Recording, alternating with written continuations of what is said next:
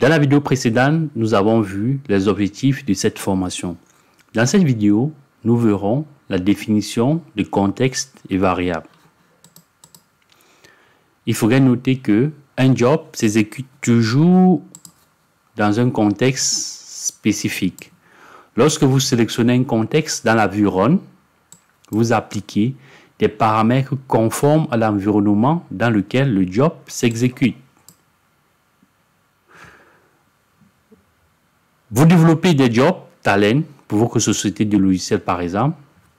Donc, dans l'environnement de développement, vous créez et testez les jobs qui seront exécutés dans l'environnement de production par des administrateurs ou des administratrices.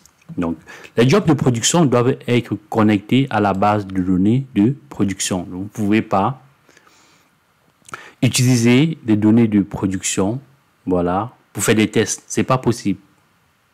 D'où l'importance de créer ces différents environnements de travail.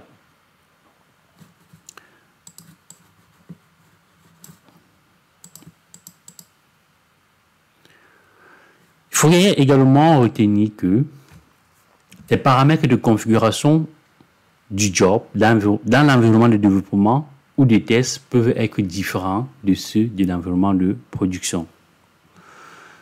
Donc, les données que vous allez utiliser, par exemple, dans un environnement de production, voilà, ils doivent être différents de ceux de l'environnement des tests. Pour l'environnement des tests, vous pouvez créer un jeu de données ou dupliquer vos données pour faire tout cela.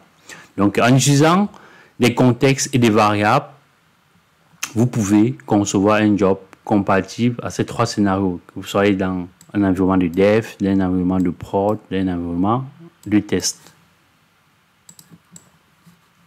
Alors, nous allons passer à la définition des variables. Une variable de contexte. C'est quoi une variable? Une variable de contexte, c'est une variable que vous pouvez utiliser dans un job.